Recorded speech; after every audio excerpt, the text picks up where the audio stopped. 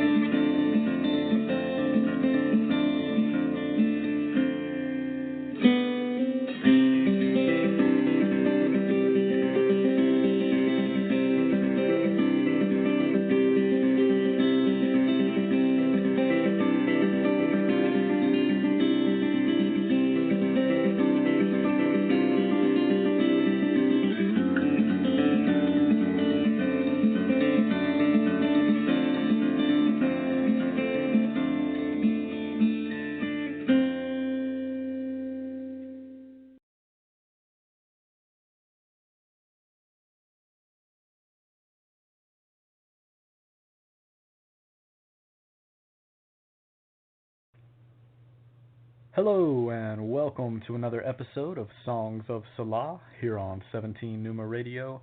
I'm your host, Scott Thomas Outler, and I want to thank everyone for tuning in this evening. It is Monday, July 22nd, 2019. Hope that everyone's new week is off to a great start so far. Looking forward to tonight's episode. I'll be joined in the next segment by the guest Ray Dan Parker. I met him earlier this year at an event in the Atlanta area called A Novel Idea, where he was reading from and speaking about his most recent book. So we'll be talking more about that and a whole lot more coming up shortly, so please do stay tuned. Wanted to encourage listeners to please subscribe to the 17 Numa Radio channel. It's quick and free and easy. Just click on the follow button found above the slideshow here on the page where the episode is streaming, and that will get you signed up to receive notification for all future episodes and the guests that are lined up in the months ahead. There's also an archive of past episodes available on the channel, and that archive can also be found at my website, 17numa.com. If there's anyone who's interested in appearing as a guest on a future episode, you can get in touch with me via email at 17numa@gmail.com, or connect with me and send a message on Facebook, Instagram, or Twitter. Be more than happy to take a look at your work and get you set up for a future episode later this year. Always looking to connect with other writers, artists, musicians, and anyone who is inspired by whatever work they're doing in the world. That is what this show is all about.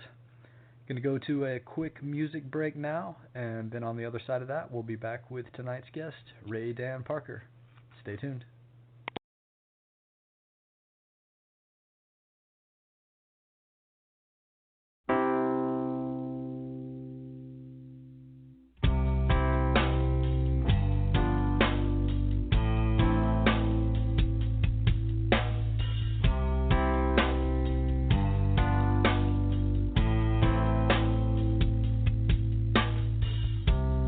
This is my time, this is my tale.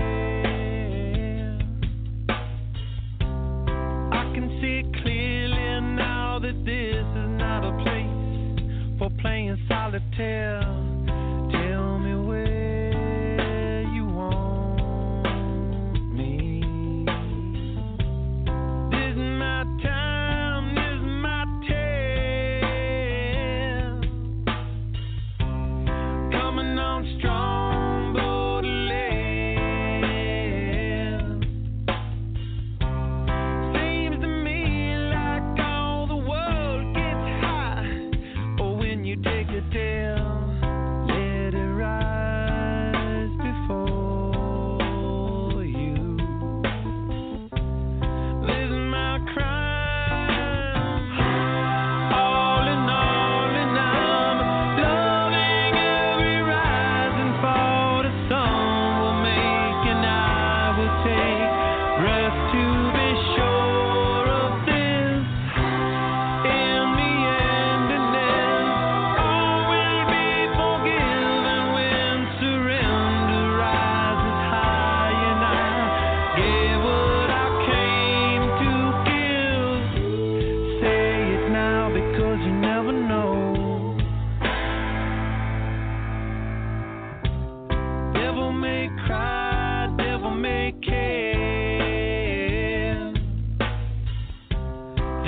has got her screaming now. I know just why. When she's moving in, can you feel the voltage? This is my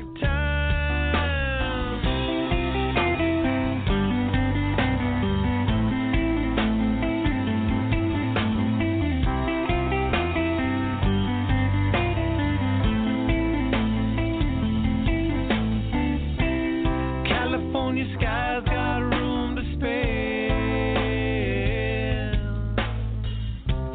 This is my time. All in all, and I'm loving every rise and fall. The sun will make and I will take breath to be sure of this. In the end, and then all will be forgiven when surrender rises high. And I gave what I came to give. Say it now because you never know. Oh, never know.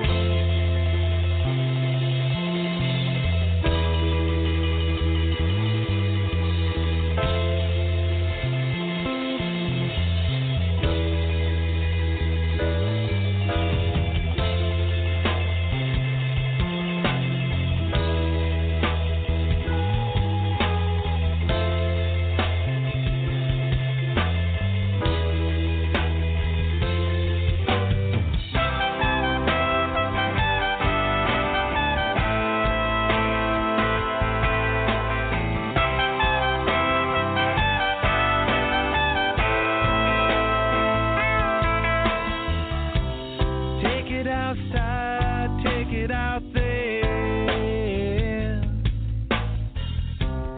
Seem to me like all the world gets high, or when you take a dare in the final moment. This is my time. All in all, and I'm loving every rise and fall. The sun will make and I will take breath to be sure of this. In the end, and then all will be forgiven when surrender rises high. And I gave what I came to give. Say it now because you never know. Oh, never know.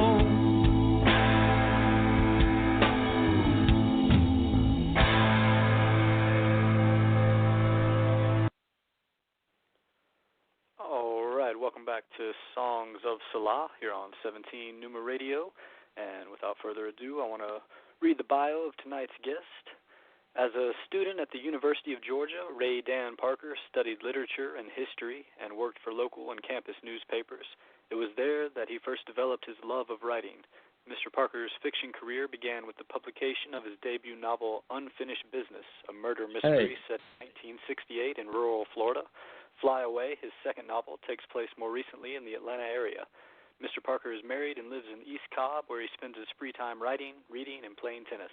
He also enjoys teaching Sunday school, works as a youth leader at his church, and has coordinated several community outreach activities. How you doing tonight, Ray Dan? Thanks for joining the program. I'm doing great, and thank you very much for having me on your show. I've listened to it many times and really enjoy it. I've known many of your earlier guests, and I feel like I'm in some great company. I'm really honored to be here. Appreciate those good words. Yeah, I've had a lot of the past hosts and presenters from events such as the Novel Idea, where you've been at, and a lot of the Atlanta Writers Club members. So glad to welcome you aboard as well. And I guess a good place to start. A lot to talk about tonight, but one of the things that interested me about your bio was your time at the University of Georgia and working at the campus newspapers there. Could you talk a little bit about that time? Yeah, so mostly I just wrote about the things that were going on. I was active in student government as well, and that's kind of where I began thinking about becoming a writer. I had thought about that really, I guess, since I was in high school, but became a bit more serious about it. Did some newspaper writing and some magazine writing. One of the most rewarding, I guess, things that I did was had an opportunity to travel down to Plains, Georgia. The woman that I was dating at the time, who's now my lovely wife, did an interview with Hugh Carter, and I got an opportunity to take some photos that ended up being on the cover of the Georgia Agriculturalist. And so, that was a lot. That was fun. I ended up going into a little bit different career. Over the last several years, I've done more technical writing and consulting, but it was never far from my mind that my first love was literary fiction. And so that's really what motivated me to get started with a novel, Unfinished Business, which is based largely on impressions and experiences that I had growing up in North Florida in a rural community in the 50s and 60s. And I want to add, though, very quickly that it's not an autobiography for the benefit of anyone who may have read that.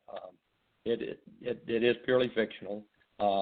And more recently, my second novel is a sequel to that called Fly Away, The Metamorphosis of Dana Savage.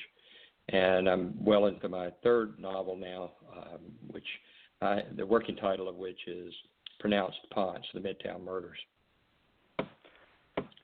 Talk about the earlier experiences there, growing up in Florida, being the basis for Unfinished Business. What were some of those experiences that you had that sort of shaped that book to come? So the town I grew up in was a small tobacco farming community just across the line from Bainbridge, just down the road from Colquitt.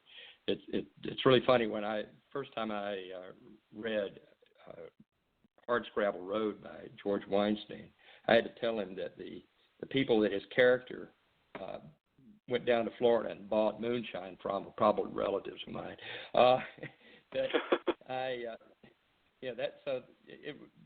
It was an interesting childhood. I don't know of any opportunities that people would have today to spend their formative years cropping tobacco or really any type of work of that nature. The world has changed quite a lot, and it gave me an opportunity to meet a lot of different kind of people in my community that I might not have interacted with otherwise. And that I found is probably the most rewarding part of being a writer, is getting out and meeting people, going to book shows, going to other author events, and hearing other people's stories and getting ideas for stories of my own. I've got to get this question out of the way. You grew up in Florida and then went to UGA, so are you a Gators or a Bulldogs fan? Oh, yeah. So my dad was a Gator, and we happened to move to Georgia when I was a junior in high school.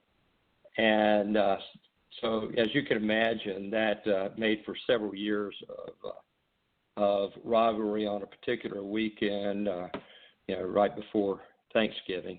And my dad's family has a big reunion down in Quincy, Florida, every year. And I've been down there many times when either I was the one, wearing red and black and showing off, or where I was, wearing something else because everybody else was either in orange and blue or garnet and gold. So yeah, it was quite an interesting experience. But I can remember now the first day I went to Athens. I felt like I'd died and gone to heaven. It was a wonderful experience growing up there. My wife and I met there. Yeah, so I'm definitely a Bulldog. Oh, very good. Yeah, walking through the archways there, I'm sure that's an instant conversion for people. Oh, yeah. But, I love to go back there and just walk around, and actually my publisher is located over there, Deeds Publishing, and that's just Athens is just a great community. It's grown a lot since I was there, but I still enjoy going there. So, once you got into those different lines of work, what was it that motivated you to go back to your love of writing and decide to write a novel? So somebody said something to me this past weekend that I've said many, many times myself, and that is that if you're a writer, you write because you can't not write. I mean, it's not so much that you have one particular reason for doing it as that you're just driven, and particularly I think the more you do it, the more it becomes an ingrained part of you. Telling stories, there's all kinds of ways of telling stories. People who write songs tell stories. People who write poetry, as you know, tell stories. For me, it's fiction. When was that point that you got into it? I guess that point came to me when I was in college, as I mentioned before. I had been a lover of books, I guess, for as long as I can remember. One of my earliest memories was when I was 5 years old. I came home from the hospital, had some minor surgery, and my mom had bought me a couple of books. One of them was a collection of short stories by Rudyard Kipling, and the other was a biography of Marco Polo. And I was still very young as a reader, but she helped me out with reading it. And the sense of adventure and that there was a much bigger world out there beyond the little town that I grew up in really motivated me. And I think that's a lot of what I put into my first novel was the main character is a newspaper writer whose desire is to see the world and to write about the people he meets. And so by the time I was in college, my favorite writers were Ernest Hemingway and Scott Fitzgerald and James Joyce, Kurt Vonnegut, Isaac Asimov, and Ayn Rand. And so I had I read a lot of different kinds of novels as I do now. And to me, I'm always looking for a story that I can craft into something else. So good eclectic mix for sure of all those different writers. Some good names on that list as well. So when was it that you, when you bared down and decided that you were going to write a novel, how long did that process take, and how did you come about joining up with the publisher you mentioned a minute ago? So I guess that was back, probably 2000 was when I really set out to write my first novel. I had worked on it and put it down, worked on it and put it down several times, and I have been blessed to be in a career that has me traveling quite a lot, and so I have time on my hands, and I guess it keeps me out of bars and off the streets. And so I sat down and started writing Unfinished Business. I didn't work from an outline or anything, and it went through a lot of changes. It took me about 10 years. And then my second novel took about 4 years because I actually began to put some more structure around it. And now that I'm into my third, I think I've got kind of a pattern down that I can work a little more of a work structure that helps me as far as moving along with what I'm writing. What type of structure is that? Do you have a certain point of the day or time of the day or any type of routines that you adhere to? Not so much a time of day. I usually set aside, it depends on what my schedule is otherwise, but I'll usually set aside an hour or two at least every day, sometimes longer. But what really kind of helped me a lot was I sat down and came up with the idea for my latest novel and outlined it. Not the kind of outline you do in college, but just a chapter summary. Here's what happens, and it helped me a lot as far as remembering, who did what, where, and helped me see the big picture. And then once I got that written, knocking out the first draft was pretty simple. It's going back and rewriting and getting deep down into the motivations and the character development that to me is the best part of writing, and it's the part I really enjoy the most. But it takes time. When you're in that editing process, is that something that you do solely on your own, or does your publisher send back notes for you to work with? Actually, what I have done recently that has helped a lot is to get involved with a critique group. And this is something, first, before I go any further, I want to give a shout out to George Weinstein and the folks at the Atlanta Writers Club, because they do so much for people who aspire to become writers, and I've learned so much from them in the last couple of years. And I've met other people with whom I've formed this critique group, and some really fascinating people with amazing writing skills, and they've helped me quite a lot. So that's where I've begun to get a lot of my feedback. We get together once or twice a month, bring some of what we've written, pass it around, and read it out loud and give some honest feedback. And that helps me, not only helps me as a writer, but I think helps me to understand the process that other writers are going through, and gives me a broader view. Yeah, absolutely. Great to have those other minds that you can trust and know that are going through that same sort of process, and give some helpful advice. On that note, are there any people that stick out through your life as being mentors, or that might have helped guide you down the path of writing? Yeah, so there was a guy that I knew when I was in college who we had, I guess, kind of a critique group, you might call it. We met at a place called Squeaky's Tip Top Pizza in Augusta, where I graduated from high school and went to college for a little while there as well.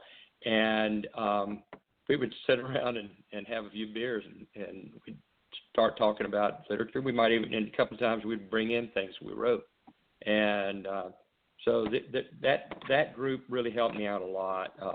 The guy that I'm talking about was a guy named Briscoe Mary, who went on to become an English professor at Augusta College. But I knew him at Augusta College and at Georgia, where he got his doctorate, and he was just a tremendous influence on me back then, and his memory inspires me even today.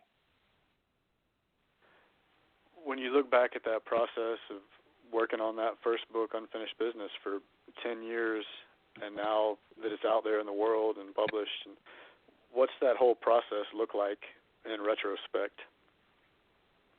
It looks like I'm still making it up as I go along. You know, one of the comments I remember reading from Ernest Hemingway, I think it was from A Movable Feast. He said that writers are people who are constantly learning how to do their job, and I feel like I'm going to be learning how to do this job for as long as I have as long as I'm blessed to be able to continue doing it.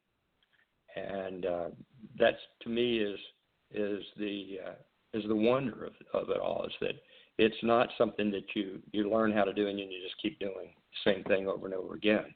It's always something new. It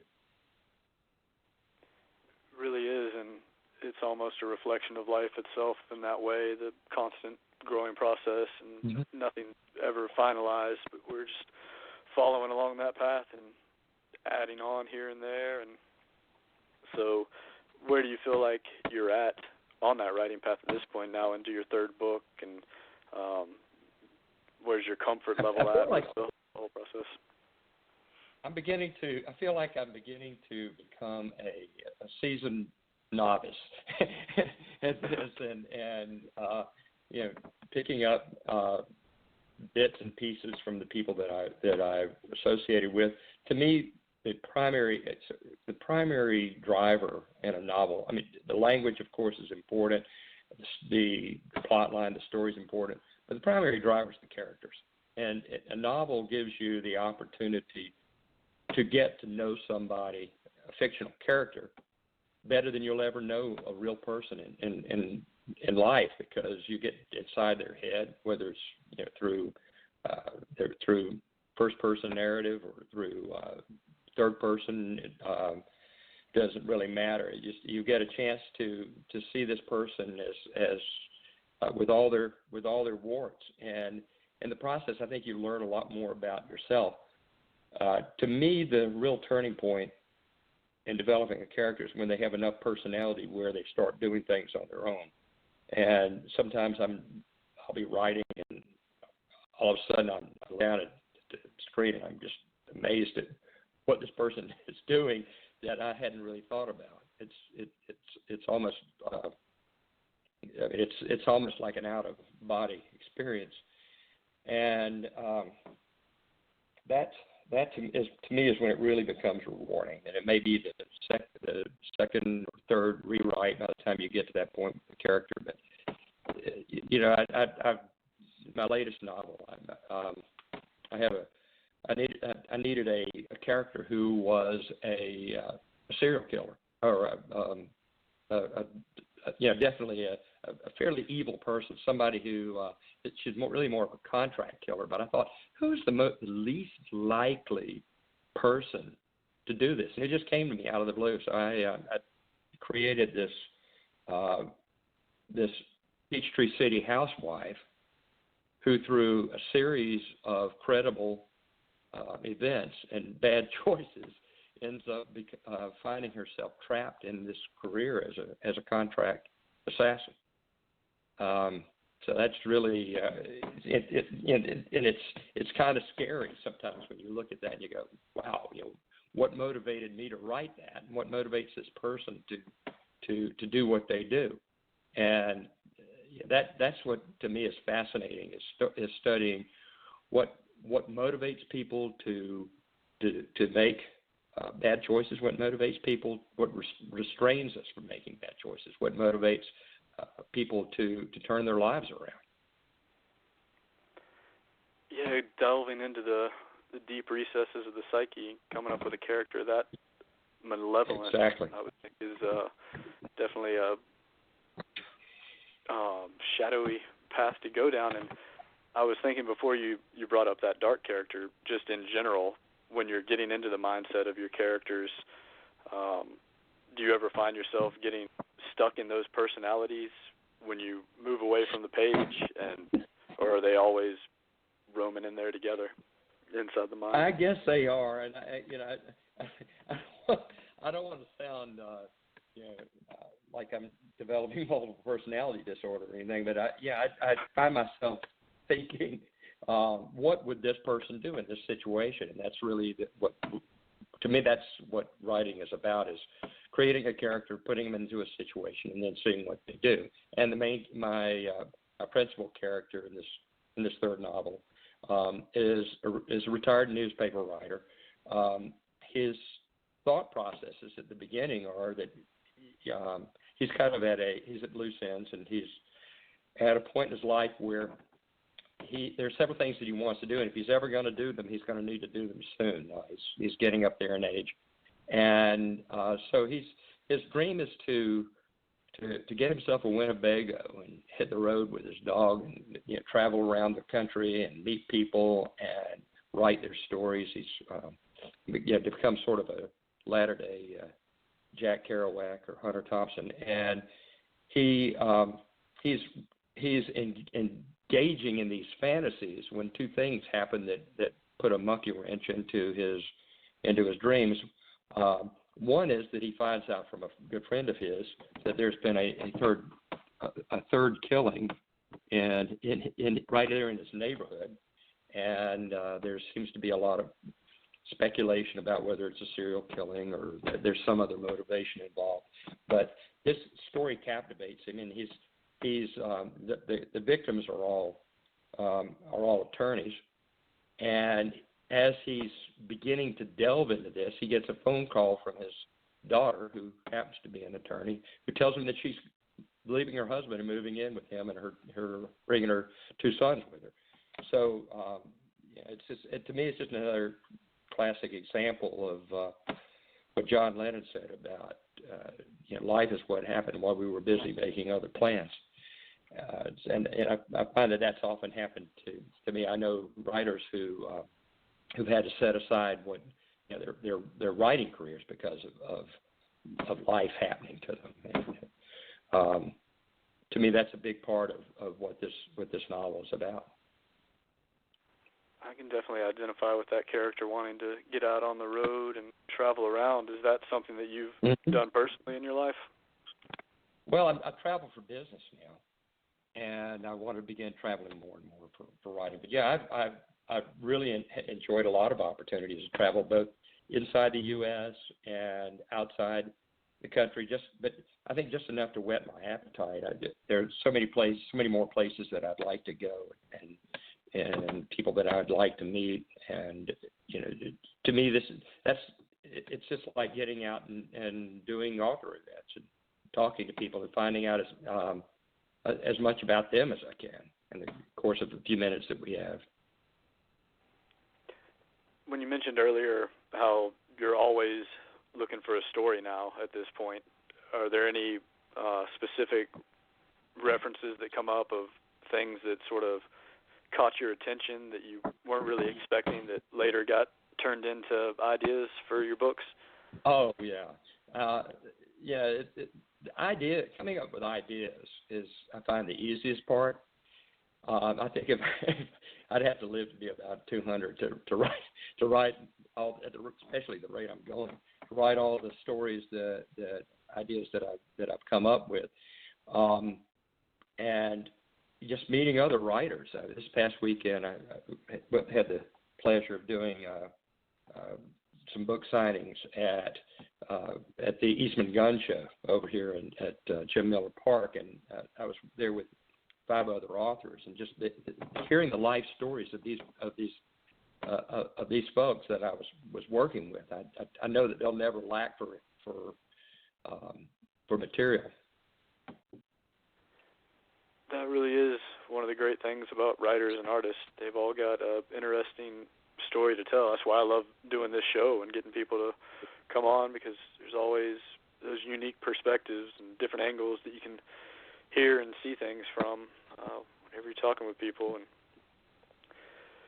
so, staying on the topic of those sort of local events, what are some of the favorite ones that you've had a chance to speak at or present at?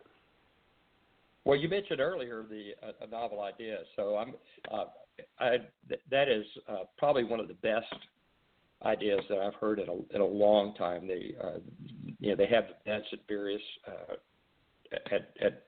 various restaurants around the area where people have the opportunity to come and sit, enjoy some good food, have a drink, listen to various writers talk about their work, and a couple of weeks from tomorrow, actually, August 6th, I'm going to be at the Crema over in Dunwoody, where you and I met, and I'm going to be doing a presentation there with several other authors, and many of whom I know and greatly admire.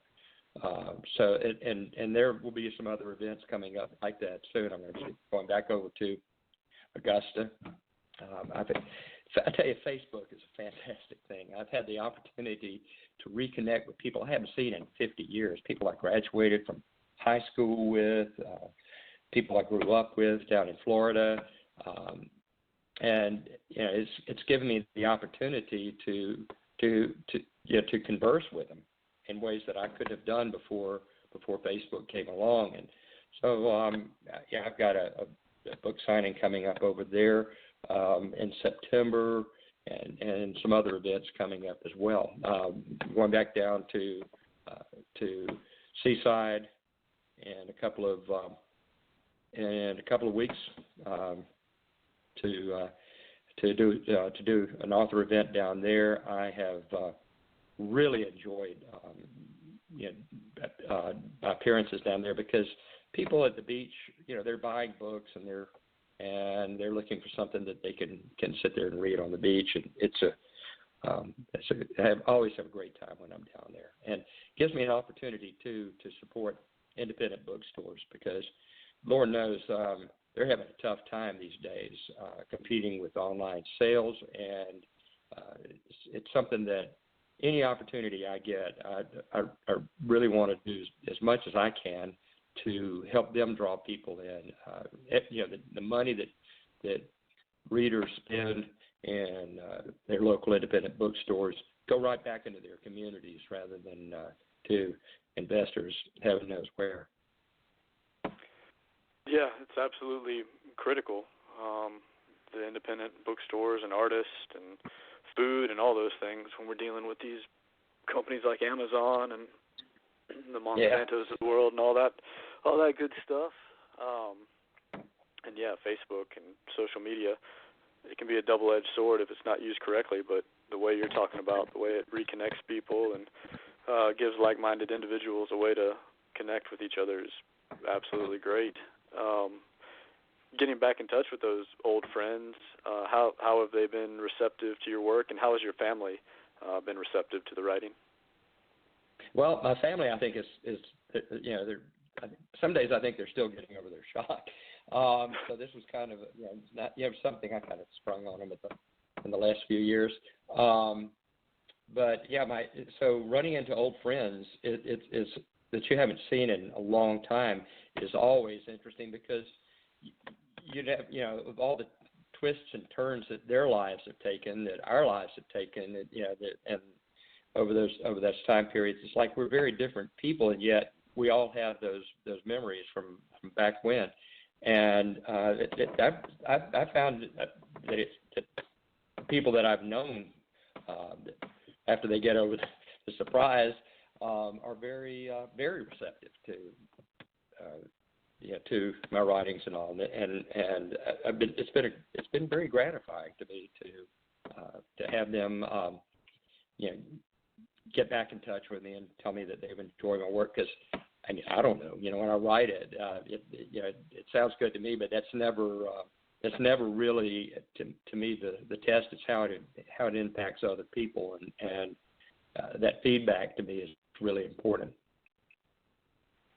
On that note, with the impact on other people, what do you hope that they get from your writing?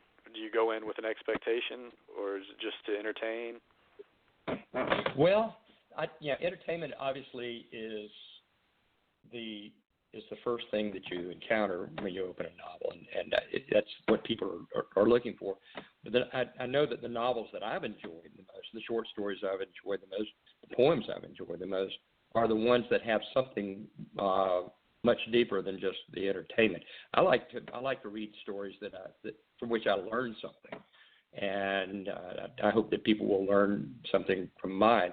To me, the most important thing about writing and communicating to other people is having a consistent point of view. Writing has been compared to mental telepathy. It's like Stephen King said, you take your idea and you put it down on paper, and somebody reads it and it goes into their mind. And to me, the most important part that and I didn't realize this when I first started writing, but it kept coming back to me out of what I wrote, was the importance of individuals being able to establish who they are and their basic human dignity. I recently went back and reread The Dubliners by James Joyce, and that's something that hit me over and over again, that what the characters in there had in common was their search for their own individual identity in a world that would just love to cram them into stereotypes and into pigeonholes. And that to me is the most important part of character creation, is letting this person come to life and express their individuality, for better or worse, in ways that are unexpected, that don't live up to or down to stereotypes. That path for uniqueness and individuality is sort of a spiritual journey, and kind of leads me into the next question I had for you, which is you talk about in your bio being a Sunday school teacher and working with other programs with the church, and so I wanted to know how does your religion and your spirituality tie in with your writing and just in your life in general. So I guess my core belief is that we're all children of God. It doesn't really matter what you believe in, but every one of us is unique, and bringing out that uniqueness in other people and our experience of other people, and respecting that, and helping them respect their uniqueness, I think speaks to who we were created to be, and that is something that I endeavor to communicate to the people that I work with, to the young people that I work with through my church. Last few years I've been teaching middle schoolers, which is always an interesting experience because every one of them comes in there from their own special place, and you're quite often dealing with whatever is going on with them at that particular moment, which can be hilarious. It can be heartrending. It can be whatever. But they're right out there and out front with what they're doing, and at the same time, they're beginning to figure out who they are, and I think that process is surprising them probably as much as it is anyone around them. And it's a process we go through all our lives, but it seems to be especially critical, rewarding, and yet painful when you're in those middle school years. Yeah, definitely a tough time of life, and I wonder how is the message of the church and spirituality received by those younger teenagers during this day and age, the secular society that we live in now? It's amazing because you'll be talking to them, to a group of kids, how kids are, and they'll be like bouncing off the walls, and you think they're not hearing anything you say, and then all of a sudden they'll look you in the eye and repeat back something that you just knew they hadn't heard, and that's always rewarding, and getting them to open up and speak about what's going on inside of them, more than just the externalities, is something that it takes time. But I think that they're on a spiritual journey, and getting I'm not necessarily guiding them on that so much as I'm walking along with them, and that's something that that to me is very rewarding, because the kids I'm working with, I mean, their parents have done a fantastic job. I mean, these are good kids, and they're I think their heads are in the right place. It's just getting them to stay in touch with that, and to see the things going on around them in the secular world, in the light of not just right and wrong, but also getting to know what's going on and inside of them, and getting in touch with who they were meant to be, and who God created them to be. That's to me, that's my mission in doing that kind of work.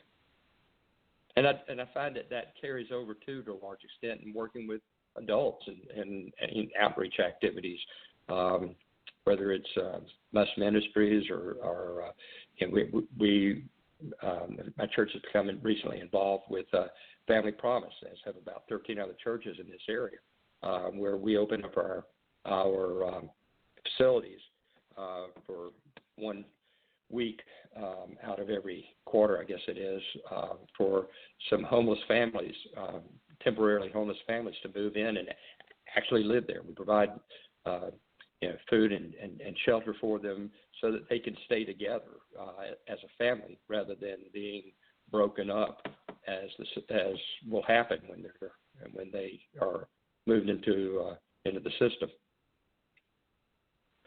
You touched on a lot of great messages there in the last few minutes, especially the being of service there at the end. But I think that general message you had of we're all children of God and created with these unique gifts and skills and talents, and then finding that path and that purpose that we're all supposed to be on. I think that resonates with everyone across whatever spirituality you might be or whatever faith or religion anyone might follow. I think that core concept of we were created by a creator to be creative beings and put that energy outward and into motion is a beautiful thing. Exactly.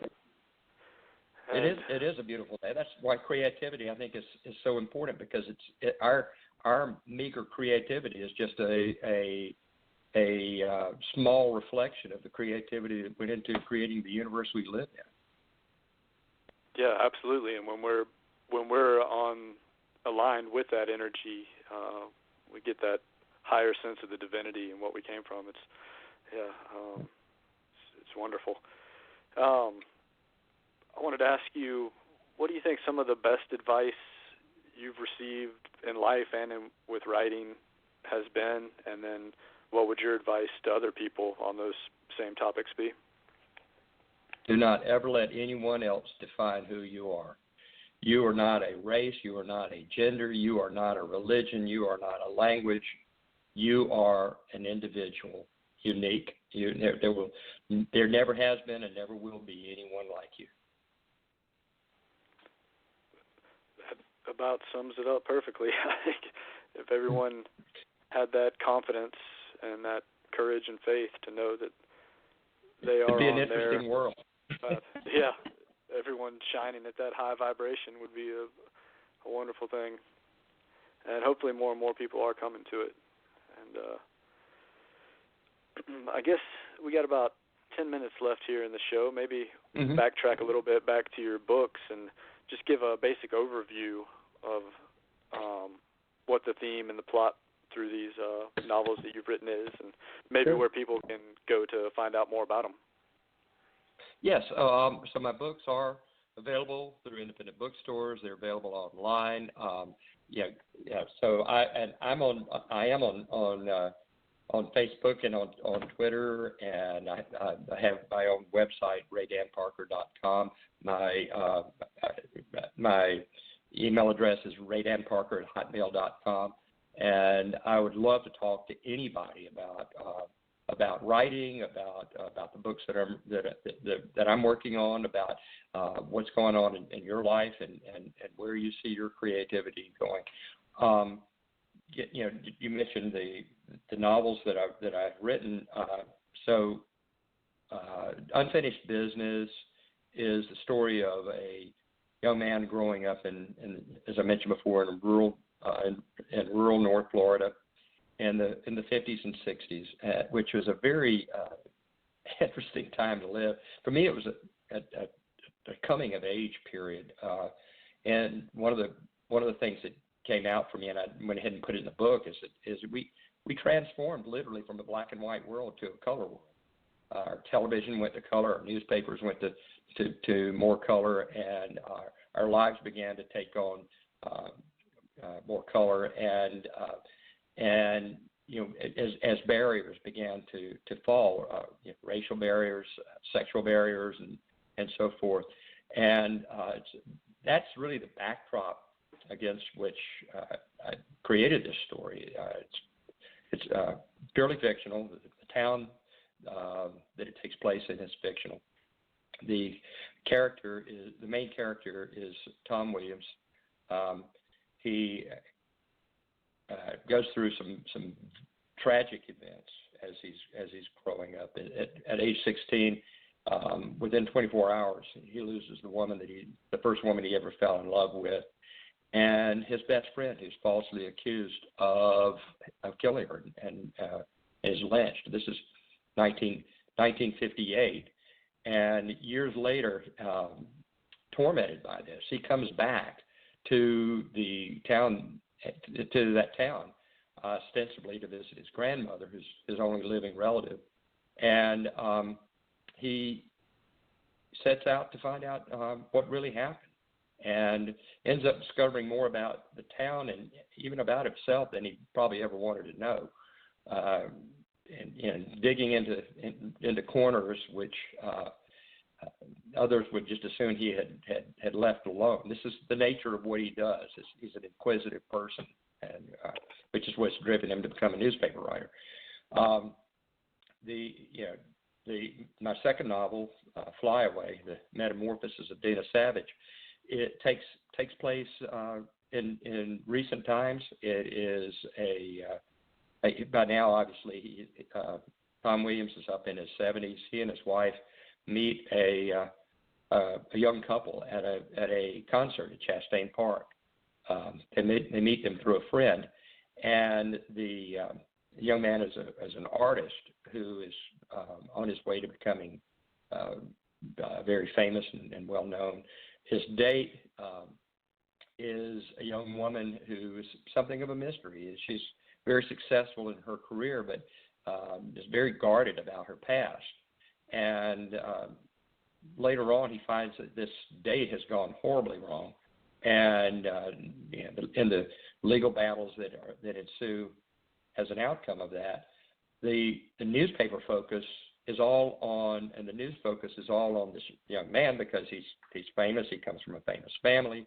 There's very little, this scant coverage of who his victim is, and that's who Tom sets out to find out about. And his journeys take him all the way over to Mississippi, to a small town where this young woman grew up, and in the life that she escaped from, a life of poverty and abuse. She was born into very dire circumstances, but blessed with something that made her a unique individual. She has a photographic memory and an IQ of 180, which are a couple of things that are very useful both in college, which she gets to go to, and in gambling casinos like the ones in Mississippi, where she puts to use her ability to count cards. And she, over the course of time, totally has reinvented herself, only to find out that her past is still there, lurking in the back of her mind. It catches up with her naturally, as it always does, and in very tragic ways. But her story is really the story that Tom digs into, and he gets to know her on a very different level than what you would see typically in the news. So those are the first two books that you put out, and now you're working on a third at the moment. How far along in the process? You said you did the outline. What's your estimated finish point on that, and what are your plans for the rest of 2019? I get asked that question a lot about what is my estimated finish point, and the answers are I'm not really sure. So I've kind of set myself a goal of finishing that up in the next few months and getting that ready to where I can present it to my publisher. I'm right now going through, I guess, my second rewrite, a very painstaking one. I asked the same question of somebody one of the guys in my critique group. I said, what he gave me was very, very clean, and I said, well, how many rewrites have you been through on this? And he said, well, that's my third rewrite, but he said I spent a lot of time on each rewrite, and I guess I've kind of evolved into that same place with this. I'm going through and looking at things like, what's motivating this person in this particular situation? Does it make sense that they would behave in this way? What's going on around them? What is the scene? The weather, the time of day, things like that. How does all that contribute to the story? And how do these people's lives intersect in ways that they could never have predicted? Because each of these stories is a story of how the choices made by an individual, for better or worse, like a rock thrown into a pond. I mean, the rock goes all the way to the bottom of the pond and has no idea of the ripples that it has created across the surface. And I think that, to me, is a lot about a lot of what happens with these characters, that they touch each other's lives in ways that will never be that they'll never be the same.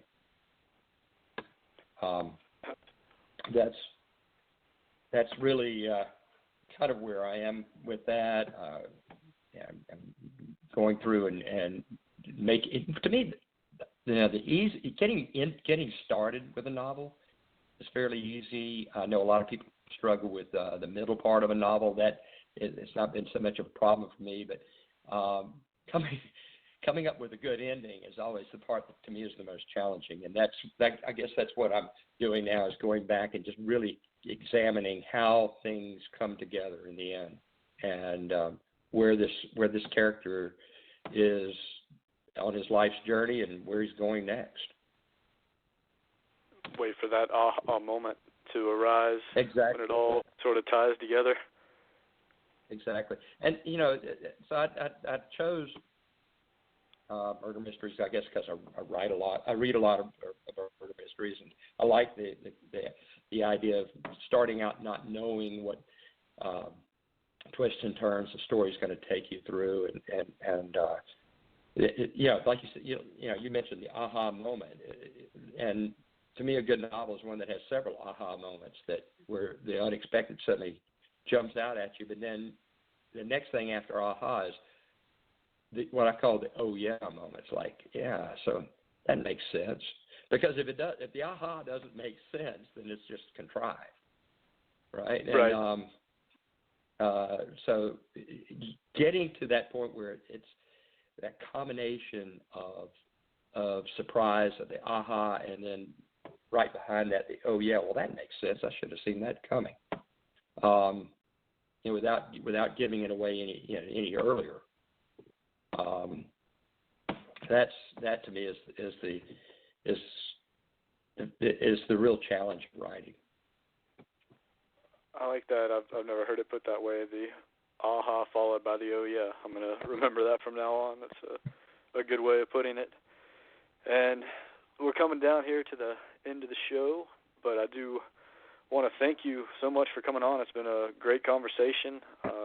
Great learning more about your work, and hope that things go well here with the writing of this third novel, and good luck. Did you say August 6th you're going to be at a novel idea? And thank you for the great work that you do, and the opportunity to hear about other artists and poets and musicians, and as well as writers.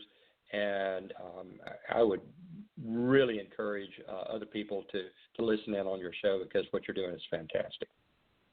Well, I appreciate that so much.